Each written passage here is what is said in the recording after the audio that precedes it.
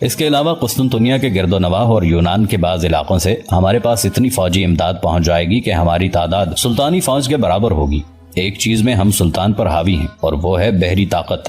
عثمانیوں کے پاس نہ بحری قوت ہے نہ مہارت، ان کے مقابلے میں ہم تو رہتے ہی سمندر کے بیچوں بیچ ہیں۔ اور پھر سب سے بڑی بات یہ ہے کہ ہماری فصیل اتنی مضبوط ہے جسے آج تک کوئی فاتح بھی عبور نہیں کر سکا۔ قاسم نے انتہائی نازک معلومات اگلوانی شروع کر دی تھی اور یہی قسطنطنیہ میں اس کا فریضہ تھا۔ نوٹاراس فصیل کی بات پر پہنچا تو قاسم نے جھٹ سے کہا، لیکن میں نے تو سنا ہے کہ فصیل شہر بعض جگہوں سے ناکارہ ہو چکی ہے، کیا یہ حقیقت ہے؟ ہاں یہ سچ ہے، لیکن اب تو نہایت تیزی سے ان مقامات کی مرمت کا کام جاری ہے۔ ہم مسلمانوں سے مار نہیں کھائیں گے کیونکہ قسطنطنیہ پر یسوع مسیح کا سایہ ہے۔ آپ تو فادر ہیں، مجھ سے بہتر جانتے ہوں گے۔ نوٹاراس نے اپنے دل کو تسلی دینے کے لیے مذہبی برکات کا سہارا لیا۔ قاسم یہ موقع ہاتھ سے کہاں جانے دیتا تھا، فوراً بولا، کیوں نہیں؟ جس شہر میں آیا صوفیہ جیسا مرکز ہو، اس شہر کو آنچ کیسے آ سکتی ہے؟ میں آپ کو پورے یقین کے ساتھ یہ بتاتا ہوں کہ یہ شہر رہتی دنیا تک اسی طرح ہنستا بستا اور آباد رہے گا۔ شاباش نوجوان فادر، آپ کے حوصلے بہت بلند ہیں۔ مجھے یقین ہے کہ ہم رومن کیتھولک چرچ کے سامنے ذلیل ہونے سے بچ جائیں گے۔ اس طرح کی باتوں میں وقت گزرنے کا احساس ہی نہ ہوا اور بہت سا وقت گزر گیا۔ قاسم نے نوٹاراس سے بہت سی اہم اور خفیہ معلومات حاصل کر لی تھیں اور اب قاسم سوچ رہا تھا کہ اسے آج رات ہی سلطان کے نام ایک طویل خط تحریر کرنا پڑے گا۔ قاسم نوٹاراس کے گھر سے لوٹا تو سونیا اس کے کمرے میں موجود تھی۔ اس نے نہا دھو کر نیا لباس پہن رکھا تھا اور پلکوں کو کالا کرنے کے لیے خصوصی مسالہ لگا رکھا تھا۔ اس کے ماتھے پر ایک لٹ کسی سانپ کی طرح کنڈل مارے بیٹھی تھی اور اس کے گالوں میں دبی دبی ہنسی کی وجہ سے بھمر پیدا ہو رہے تھے۔ سونیا راہبہ تو نہ تھی، صرف خادمہ تھی، لیکن پھر بھی آیا صوفیہ جیسے چرچ میں اس کا اس طرح بن سمر کر رہنا قاسم کو عجیب سا لگا، لیکن قاسم اپنے تیر بہدف نشانے پر دل ہی دل میں مسکرا دیا۔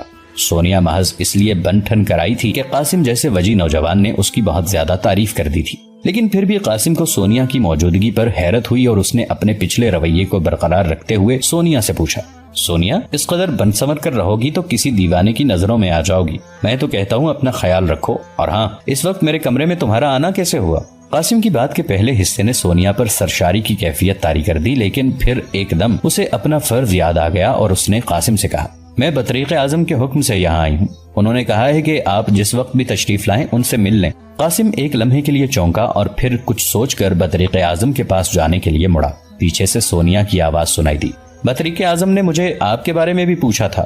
قاسم ایک دم رک گیا اور پھر سونیا کی طرف متوجہ ہو کر دریافت کیا، تو پھر تم نے کیا بتایا؟ میں نے یہ بتایا کہ آپ دین یسوع مسیح کے سچے خادم اور مخلص عیسائی ہیں، آپ کے دل میں قسطنطنیہ کو بچانے کا بے پناہ جوش ہے اور آپ ایک بالکل سچے اور کھرے انسان ہیں۔ کیا میں نے صحیح بتایا؟ اب قاسم حیران ہو رہا تھا، اسے توقع نہ تھی کہ تھوڑی سی تعریف پر سونیا اس قدر پگھل جائے گی۔ وہ پریشان ہونے لگا، یہ لڑکی کہیں اس پر فریفتہ تو نہیں ہو گئی۔ اسی خیال کے تحت اس نے سونیا کو پہلی بار قدرے روکھا سا جواب دیا، سونیا تمہارا بہت بہت شکریہ کہ تم نے سچ سچ بات بطریق اعظم کو بتا دی۔ قاسم کمرے سے نکل آیا اور سونیا اس کو پشت کی جانب سے میٹھی میٹھی نظروں کے ساتھ دیکھتی رہی۔ اگلا دن قاسم کے لیے اور زیادہ مصروفیت کا تھا۔ بطریق اعظم نے نوٹاراس کے مشورے پر یونانی کلیسا کی میٹنگ طلب کر لی تھی۔ قاسم بطریق اعظم کے کہنے پر ضروری دستاویزات تیار کرنے میں مصروف ہو گیا۔ بطریق اعظم یونانی کلیسا کے تمام پادریوں کی شہنشاہ کی ہر زیادتی کا ثبوت دکھانا چاہتا تھا۔ بطریق اعظم کا اثر و رسوخ چھوٹے چھوٹے پادریوں کی بساطت سے تمام علاقوں کے عوام میں دور دور تک تھا۔ یہی دور تھا جب روما میں وہاں کے شہنشاہ سے زیادہ پوپ کی قوت تھی اور قسطنطنیہ میں شہنشاہ سے زیادہ بطریق اعظم کی شہرت اور قدر و قیمت تھی۔ اسی دور کو یورپ کے زوال کا آخری دور کہا جاتا ہے۔ مذہبی منافرت عروج پر تھی اور ابھی مارٹن لوتھر کا پروٹسٹنٹ فرقہ پیدا نہیں ہوا تھا۔ روما کا پوپ پوری مغربی عیسائی دنیا کا صرف روحانی پیشوا ہی نہیں تھا بلکہ تمام سیاہ و سفید کا مالک تھا۔ اسی زمانے میں روما میں کلیسا کی مذہبی عدالت نے لاچار عوام پر بھی پے در پے مظالم ڈھائے۔ عیسائیت ہوس پرست مذہبی پیشواؤں کی لونڈی بن چکی تھی اور یورپ کے تمام مذہبی پیشوا بری طرح بے رہ روی کا شکار ہو چکے تھے۔ نشاط ثانیہ کے دور سے پہلے تک وسطی زمانے میں یورپ کے زوال کی آخری 1-2 صدیاں عیسائی پادریوں کی سفاکی اور مظالم کی گواہ ہیں۔ 13ویں صدی عیسوی میں سسلی اور جرمنی کے بادشاہ فیڈرک ثانی پر پاپائے روم نے کفر کا فتویٰ لگایا تو فہرست الزامات میں یہ بھی درج تھا کہ ہر روز مسلمانوں کی طرح غسل کرتا ہے۔ غلیظ جسم اور میلے لباس کی وجہ سے جوؤں کی یہ کثرت تھی کہ کٹمبری کے لارڈ پادری باہر نکلتا تو اس کی قبا پر سینکڑوں جوئیں چلتی پھرتی نظر آتی۔ 1020 عیسوی تک لندن کے بازار میں انسانی گوشت بکتا تھا۔ فرانس کے ایک دریا ساؤن کے کنارے انسانی گوشت کی کتنی ہی دکانیں تھیں۔ پاپائے روم کی عدالت نے اپنے قیام کے پہلے سال 2000 اشخاص کو زندہ جلایا اور 10 برس میں 70,000 افراد کو آگ میں پھینکا۔ فرانس کی مشہور زمانہ حریت پسند خاتون جان آف آرک بھی 1431 عیسوی میں اسی سزا کا شکار ہوئی۔ یہ پاپائے روم کے بلا شرکت غیر اختیار کا زمانہ تھا۔ اخلاقی گراوٹ کا یہ عالم تھا کہ روما کے اولین بادشاہوں میں سے 15 ہم جنس پرست تھے۔ قاسم اپنے کمرے میں آج شام ہونے والی میٹنگ کے لیے تیاری میں مصروف تھا کہ شعلہ جوالہ سونیا پھر کمرے میں داخل ہوئی۔ سونیا نے کمرے میں داخل ہوتے ہی دروازہ اندر سے بند کر دیا۔ وہ دوڑتی ہوئی قاسم کے قریب آئی اور اس کے قدموں میں بیٹھ گئی، اور پھر یہ دیکھ کر قاسم کے چھکے چھوٹ گئے کہ سونیا رو رہی ہے۔ قاسم ششدر رہ گیا، آخر یہ کیا ماجرا تھا؟ سونیا روتی چلی جا رہی تھی اور قاسم ہونقوں کی طرح آنکھیں پٹپٹاتا ہوا اسے دیکھے جا رہا تھا۔ کچھ دیر بعد قاسم کو ہوش آیا اور اس نے سونیا سے پوچھا، سونیا کیا بات ہے، کیوں رو رہی ہو؟ کسی نے کچھ کہا ہے؟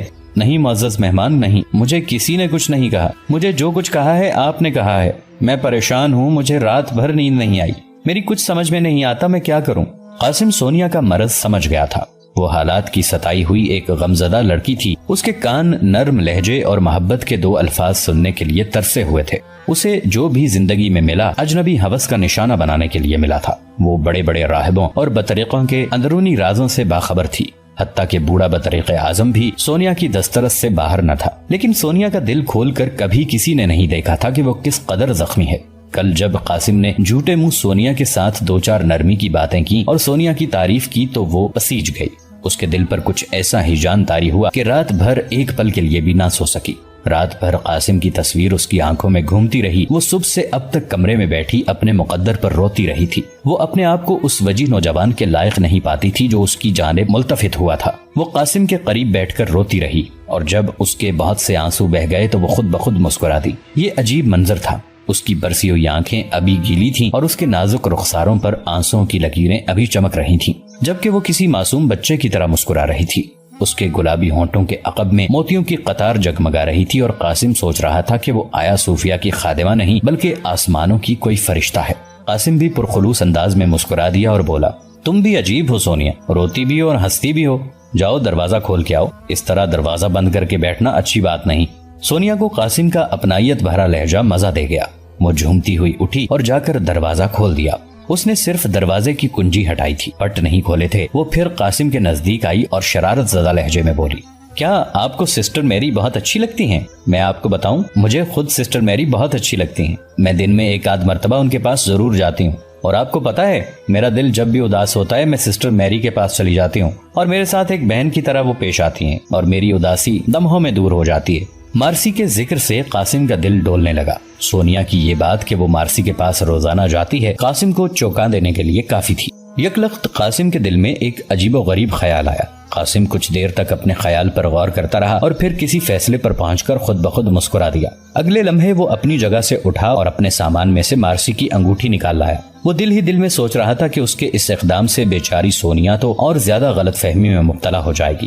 وہ ایک لمحے کے لیے جھجکا بھی، لیکن پھر اپنا بڑا مقصد دل میں سوچ کر مطمئن ہو گیا۔ وہ 2 قدم سونیا کی جانب بڑھا اور مارسی کی انگوٹھی سونیا کی جانب بڑھاتے ہوئے انتہائی اپنائیت سے کہنے لگا، سونیا، میں ایک راہب ہوں، تمہیں جسمانی محبت تو نہیں دے سکتا، البتہ اپنی روحانی محبت کا تحفہ تمہیں دیتا ہوں۔ میری خواہش ہے کہ تم مجھ سے زیادہ امیدیں وابستہ مت کرو، کیونکہ تم جانتی ہو کہ ایک راہب محبت تو کر سکتا ہے لیکن شادی کبھی نہیں۔ یہ لو، یہ انگوٹھی پہن لو۔ سونیا کی حالت دیکھنے والی تھی۔ قاسم کے الفاظ سونیا کے کانوں میں کسی رسیلی شراب کی طرح اترے اور وہ وارفتہ ہو گئی۔ اس کی آنکھیں عقیدت کے نشے سے بھر گئیں اور ہونٹ فرتے جذبات سے کانپنے لگے۔ اسے اپنے نصیب سے خوف آنے لگا۔ آج تو قاسم نے انگوٹھی کا تحفہ دے کر اسے مار ہی دیا تھا۔ اس نے اپنا داہنا ہاتھ آگے بڑھایا اور انگوٹھی پہننے کے لیے انگلی الگ کر لی۔ قاسم کے ہاتھ نے اس کی نرم و نازک انگلی کو چھوا تو جسم میں سنسنی دوڑنے کی بجائے سونیا کے کانپتے ہوئے جسم کو قرار آ گیا۔ اسے یوں لگا کہ یہ انگلی پکڑ کر قاسم نے جیسے اسے دنیا کے جہنم سے باہر کھینچ لیا تھا۔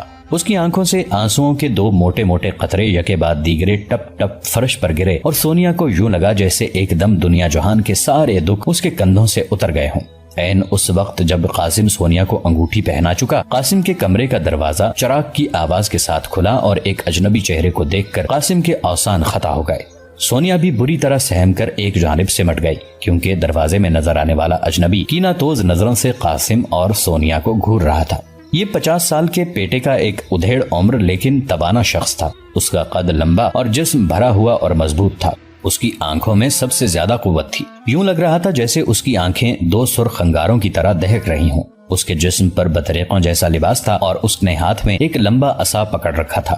اس کی سانپ جیسی پھنکارتی ہوئی آنکھوں کے اوپر اس کی بھویں اتنی گھنی تھی کہ اجنبی کی آنکھوں کے بھووں کے سائے میں نیم تاریکی دکھائی دیتی تھی۔ یہ شاگال تھا، آیا صوفیہ کا جن۔ سونیا اسے آیا صوفیہ کا جن کہا کرتی تھی، بلکہ سونیا کسی حد تک سچ مچ اسے بھوت پریت ہی مانتی تھی، کیونکہ یہ جب کئی دن کے لیے غائب ہو جاتا تو پوری دنیا میں کسی کو خبر نہیں ہوتی تھی کہ شاگال کہاں ہے، اور پھر یہ کبھی اچانک آیا صوفیہ میں لوگوں کو دکھائی دیتا تو سب سہم جاتے۔ ایک بات یہ بھی مشہور تھی کہ کوئی شخص شاگال کی آنکھوں میں آنکھیں ڈال کر نہیں دیکھ سکتا، حالانکہ بطریق اعظم تک سب ہی شاگال سے آنکھیں چراتے تھے۔ لوگوں میں تو یہاں تک خیال پایا جاتا تھا کہ شاگال کی آنکھوں میں 1 منٹ سے زیادہ دیر تک دیکھنے والا زندہ نہیں رہتا، وہ 24 گھنٹے کے اندر مر جاتا ہے۔ یہ بات کچھ اتنی زیادہ غلط نہیں تھی۔ سونیا کی آنکھوں کے سامنے شاگال نے 1-2 لوگوں کو اسی طرح ہلاک کیا تھا۔ شاگال زیادہ تر خاموش رہتا، اس کا چہرہ اس طرح پراسرار تھا کہ اسے غور سے دیکھنے والا دہشت زدہ ہو جاتا۔ چرچ میں اور لوگوں کا بھی یہی خیال تھا کہ شاگال انسان نہیں بلکہ قسطنطین کا جن ہے، جس کی عمر 300 سال سے زیادہ ہے اور جو قسطنطنیہ کی نگرانی کے لیے خداوند یسوع مسیح نے مقرر کیا ہے۔ اسے طویل عمر کہنے والوں کی دلیل یہ تھی کہ وہ شاگال کو پچھلے کئی سالوں سے ایک ہی شکل و صورت اور ایک ہی رنگ و روپ میں دیکھتے آئے تھے۔ بطریق اعظم سمیت بعض بڑے لوگوں کا تو اس بات پر یقین نہیں تھا کہ شاگال جن ہے، لیکن وہ سب یہ ضرور مانتے تھے کہ شاگال پراسرار قوتوں کا مالک ہے اور کالا علم بھی جانتا ہے۔ شاگال نے عین اس وقت قاسم کے کمرے کا دروازہ دھکیلا تھا جب قاسم سونیا کو انگوٹھی پہنا رہا تھا، لیکن یہ تو بچت ہو گئی تھی کہ دروازہ کھلنے کی آواز سنتے ہی قاسم اور سونیا نے ہاتھ کھینچ لیے تھے۔ قاسم کو شاگال کے عقب میں اپنا خادم ڈیوڈ بھی نظر آیا۔ قاسم کو ایک لمحے ڈیوڈ بہت پراسرار لگا۔ سونیا تو شاگال کو پہچانتی جبکہ قاسم اسے پہلی بار دیکھ رہا تھا۔ شاگال قاسم سے اجازت لیے بغیر کمرے میں داخل ہو گیا۔ اس کے قدم اٹھانے کا انداز ہندوستان کے سوامیوں جیسا تھا۔ وہ اپنے ہاتھ میں تھامے قد آدم عصا کو فرش پر ٹکاتا ہوا کمرے کے وسط میں آ گیا۔ اس کی آنکھوں سے نکلنے والی تپش خیال ہی خیال میں قاسم کو اپنے چہرے پر محسوس ہونے لگی۔ وہ قاسم کے بالکل سامنے آیا اور قاسم کے سامنے تن کر کھڑا ہو گیا۔ اگلے لمحے اس نے قاسم کی آنکھوں میں آنکھیں ڈال دی۔ قاسم کو شاگال کے آنے کا یہ انداز سخت برا لگا تھا، چنانچہ قاسم نے بھی اپنی غصے سے بھری آنکھیں شاگال کی آنکھوں میں گاڑ دیں، لیکن اگلے لمحے قاسم کو یوں لگا جیسے سامنے انسان نہیں شیطان کھڑا ہو۔ قاسم کو اس کی آنکھوں سے نکلنے والی تپش بے قرار کرنے لگی اور اسے اپنا جسم اپنے وزن سے کئی گنا بھاری محسوس ہونے لگا۔ اس سے پہلے کہ قاسم اس کی آنکھوں کی تاب نہ لا کر اپنی آنکھیں ہٹانے کی کوشش کرتا، پریشان حال سونیا دوڑتی ہوئی قاسم کے پاس آئی اور قاسم کو ایک جھٹکے کے ساتھ شاگال کے سامنے سے ہٹا دیا اور ساتھ ہی کپکپاتی ہوئی آواز میں کہا، یہ بطریق شاگال ہیں، ان کی آنکھوں میں دیکھنے والا زندہ نہیں رہتا، ان کی طاقت 1000 جنوں سے زیادہ ہے۔ سونیا اس سے آگے کچھ نہ کہہ سکی کیونکہ شاگال کی گھورتی ہوئی نظریں اس پر جا پڑیں۔ نہ جانے قاسم کو کیوں لگا جیسے شاگال کے عقب میں کھڑا ڈیوڈ مسکرا رہا تھا، لیکن قاسم اپنے غصے کو کچھ زیادہ چھپانے کی کوشش نہ کرتا اور شاگال سے مخاطب ہوا، محترم بطریق، آپ مجھے حکم کرتے میں حاضر ہو جاتا، اس طرح بغیر اجازت کے کمرے میں داخل ہونا نازیبا بات ہے۔ تم ٹھیک کہتے ہو، میں نے تم دونوں کو خامخواہ پریشان کیا، لیکن مجھے حیرت ہے کہ قسطنطنیہ پر موت کے خطرات منڈلا رہے ہیں اور تم دونوں آیا صوفیہ کے مقدس حجروں میں رومانس کر رہے ہو۔ میں نے سنا ہے کہ تم تھریس سے آئے ہو، کیا یہ سچ ہے؟ اب قاسم کا غصہ ایک دم ہوا ہو گیا اور اس کے پیروں تلے زمین ہلنے لگی۔ شاگال کے لہجے میں لومڑیوں کی سی مکاری تھی۔ قاسم کو یہ لہجہ بہت پراسرار لگا، لیکن قاسم نے خود کو سنبھالتے ہوئے کہا، جی ہاں یہ سچ ہے۔ بہت اچھی بات ہے، مجھے تھریس بہت پسند ہے، میں اکثر تھریس کی کلیساؤں میں رہتا ہوں۔ حیرت ہے تم سے کبھی ملاقات نہیں ہوئی۔ اب قاسم کیا کہتا؟ اس نے جان چھڑانے کے لیے بات کو نظر انداز کرنے کی کوشش کی۔ جی دراصل میں زیادہ تر تنہائی کی عبادت میں مصروف رہتا ہوں، اس لیے کسی سے مل نہیں پاتا۔ میری بدقسمتی ہے کہ آپ سے پہلے ملاقات نہیں ہوئی۔ یہ تو واقعی تمہاری بدقسمتی ہے۔ خیر اب جو ہو گئی ملاقات، اب تو تم بدقسمت نہیں رہے، میں تم سے پھر ملوں گا کچھ ضروری باتوں کے لیے، میرے منتظر رہنا۔ قاسم کو ایسے لگا جیسے شاگال دھمکی دے رہا ہو، لیکن پھر بھی قاسم نے مسکراتے ہوئے کہا، ضرور ضرور، میں آپ کا منتظر رہوں گا۔ شاگال جس طرح آیا تھا ویسے ہی کمرے سے نکل گیا، لیکن ڈیوڈ اپنی جگہ پر کھڑا رہا۔ قاسم نے ڈیوڈ کو مخاطب کر کے سوال کیا، کیا بطریق اس طرح کے ہوتے ہیں؟ انسانیت کو محبت کا درس دینے والے یسوع مسیح کے راہب اس طرح نہیں ہوتے۔ ان موصوف کا آیا صوفیہ کے ساتھ کتنا پرانا تعلق ہے یہ تو کوئی نہیں جانتا. جس سے پوچھو وہ یہی کہتا ہے کہ بطریق شاگال کو اس نے بچپن سے ہی اس طرح دیکھا ہے. نہ جانے کیوں قاسم کو ایسے لگا کہ ڈیوڈ اسے شاگال سے ڈرانے کی کوشش کر رہا ہے. ڈیوڈ کی بات پر تمسخر اڑانے کے انداز میں ہنس دیا اور بولا اچھا ٹھیک ہے تم لوگ جاؤ, مجھے آج کی مجلس کے لیے کچھ ضروری کام نمٹانے ہیں. سونیا ابھی رکنا چاہتی تھی لیکن قاسم نے دونوں کو جانے کے لیے کہا تو اسے بھی مجبوراً جانا پڑا. وہ دونوں چلے گئے تو قاسم نے اٹھ کر کمرے کا دروازہ اندر سے بند کر دیا اور اپنے کام میں مشغول ہو گیا. وہ سر نیچے کیے کچھ لکھ رہا تھا کہ ایک دم بری طرح چونکا.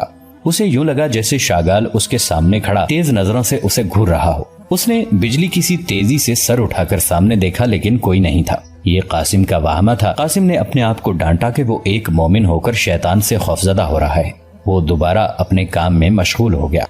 سونیا اپنے چھوٹے سے رہائشی کمرے میں آئی تو اس کے پاؤں زمین پر نہ پڑتے تھے. اسے قاسم کی طرف سے انگوٹھی ملنے کی خوشی چین نہ لینے دیتی تھی. اس نے کمرے میں داخل ہو کر جلدی کے ساتھ دروازہ بند کر دیا. اب وہ قاسم کی انگوٹھی ہاتھ میں پکڑے انتہائی پیار سے دیکھ رہی تھی. وہ بار بار اس انگوٹھی کو چومتی اور بار بار اس کی آنکھیں سابقہ دکھوں کو یاد کر کے تر ہو جاتی. وہ تو چرچ میں پناہ لینے آئی تھی لیکن یہاں آ کر ایک ایک راہب نے الگ الگ اس کی آبرو ریزی کی. لوگوں کے سامنے لمبی لمبی تقریر کرنے والے یسوع مسیح کے نام نہاد راہب پاکباز دوشیزاؤں کے برہنہ جسم کی بوٹیاں کیسے نوچتے ہیں یہ سونیا کو یہاں آ کر معلوم ہوا. وہ جن دکھوں کو پیچھے چھوڑ آئی تھی ان سے زیادہ دکھ آیا صوفیہ میں اس کے منتظر تھے. اس نے جب آیا صوفیہ میں اپنا لباس اترتے دیکھا تو اسے یقین ہو گیا کہ دنیا میں کوئی جائے پناہ نہیں جہاں حوا کی بیٹی محفوظ رہ سکے. چنانچہ اس نے خود کو آیا صوفیہ کے مطابق ڈھالنا شروع کر دیا. لیکن آج قاسم نے اسے محبت کی نشانی انگوٹھی تحفے میں دے کر ایک بار پھر زندہ کر دیا تھا. اب اسے آیا صوفیہ میں گزرے ہوئے اپنے ماضی پر پچھتاوا ہونے لگا. کاش اس نے اپنی آبرو محفوظ رکھی ہوتی تو آج وہ ایرون کے قدموں میں فخر کے ساتھ سب کچھ نشاور کر دیتی. یہ پچھتاوا پارے کی طرح اس کے دل و دماغ میں گردش کرنے لگا اور وہ بے حد مضطرب ہو گئی. ادھر وہ قاسم کی انگوٹھی کو دیکھ کر خوش ہوتی تو ساتھ ہی اپنے وجود کی ناپاکی کا خیال کر کے پریشان ہو جاتی. وہ جس قدر بےتاب آج ہوئی تھی اس سے پہلے اس قدر بے قراری اس پر نہیں چھائی تھی. اچانک اس کے ذہن میں سسٹر میری کا شفیق چہرہ گردش کرنے لگا. ایسے موقع پر ایک سسٹر میری ہی تھی جو اسے حوصلہ دے سکتی تھی. سونیا نے اپنی پلکیں صاف کی اور سسٹر میری کے پاس جانے کے لیے تیار ہو گئی. آج سسٹر میری کے دروازے پر ان کی مرید خواتین موجود نہیں تھیں. ان خواتین کے لیے صرف ہفتے اور اتوار کا دن مقرر تھا. آج پیر کا دن تھا. سونیا نے آہستہ سے سسٹر میری کے کمرے کا دروازہ کھٹکھٹایا اور پھر جوابی اشارہ پا کر اندر داخل ہو گئی. سسٹر میری کمرے میں موجود تھی اور حسب عادت کسی عجیب و غریب کتاب کے مطالعے میں مصروف تھی. سونیا کو دیکھ کر اس نے فوراً کتاب بند کر دی اور ایک صندوق میں رکھ کر سونیا سے ملنے کے لیے اٹھ کھڑی ہوئی. سسٹر میری سفید لباس میں ملبوس تھی. اس کے چہرے پر بلا کا وقار اور روب حسن تھا. یہ آیا صوفیہ کی واحد راہبہ تھی جو اب تک کسی مرد کے نزدیک نہیں گئی تھی. اس نے شروع دن سے ہی ایک عبادت گزار راہبہ کے طور اتوار اختیار کر لیے تھے. یہ مارسی تھی. مارسی کے چہرے پر نظر نہیں ٹکتی تھی. یوں لگتا تھا جیسے خدا کے فرشتوں نے مارسی کے حسین چہرے کو عرش کے سنہرے پانیوں سے غسل دیا ہو. مارسی کی آنکھیں جنہیں قاسم کٹورے کہا کرتا تھا اب کہکشاؤں کی طرح روشن تھیں. اس کی آنکھوں میں دانائی اور دانشمندی کا نور تھا. سر تاپا اجلے اور دھلے ہوئے سفید لباس میں مارسی پربت کی وادیوں سے آئی ہوئی اپسرا معلوم ہو رہی تھی. مارسی نے سونیا کو انتہائی محبت کے ساتھ سینے سے لگایا اور اپنے پاس مسحری پر بٹھاتے ہوئے کہا کیا بات ہے سونیا, آج تمہارے چہرے پر اضطراب کی پرچھائیاں ہیں. مجھے بتاؤ, میں تمہارا غم غلط کرنے کی کوشش کرتی ہوں. لیکن اگلے لمحے سونیا تو پھوٹ پھوٹ کر رو پڑی. اس کا سر مارسی کے سینے سے جا لگا اور مارسی نے اپنا بازو اس کی پشت پر رکھ کر اسے سہلانا شروع کر دیا. سونیا رو رہی تھی لیکن مارسی خاموش تھی, جیسے وہ سونیا کو رونے کا موقع دینا چاہتی ہو. اسی اثنا میں سونیا کا انگوٹھی والا ہاتھ جو اس نے اپنے جسم کے نیچے دبا رکھا تھا غیر اختیاری طور پر باہر نکلا اور مارسی کی نظر اس پر پڑی. مارسی کی آنکھ پہلی مرتبہ سرسری سے انداز میں سونیا کی انگوٹھی پر ٹھہری اور پھر ہٹ گئی. لیکن اگلے لمحے ایک جھٹکے کے ساتھ ماریا کی نظر سونیا کی انگوٹھی پر دوبارہ پڑی اور اب مارسی اپنی بھویں سکیڑے بری طرح سونیا کی انگوٹھی کو گھور رہی تھی. اس کے دماغ میں ایک دم چکی چلنی شروع ہو گئی. ماضی کی چکی اس کے سامنے مارتھا کی وہ یادگار انگوٹھی تھی جو مارسی نے قاسم کو بخش دی تھی. وہ اس خیال سے کہ کہیں اسے دھوکہ نہ ہوا ہو انگوٹھی کی بناوٹ پر غور کرنے لگی. لیکن یہ تو وہی انگوٹھی تھی. مارسی کا پورا جسم زلزلے کی زد میں آنے لگا. اس نے سونیا کو احتیاط کے ساتھ سیدھا کیا اور اپنی ہیجانی کیفیت پر قابو پاتے ہوئے انتہائی ملائم لہجے میں سونیا سے کہا ہمارے اس چینل کو سبسکرائب کر کے نیچے موجود بیل آئیکن کو بھی ضرور کلک کیجیے گا. اگلی ملاقات تک کے لیے ہمارا اور آپ کا اللہ نگہبان.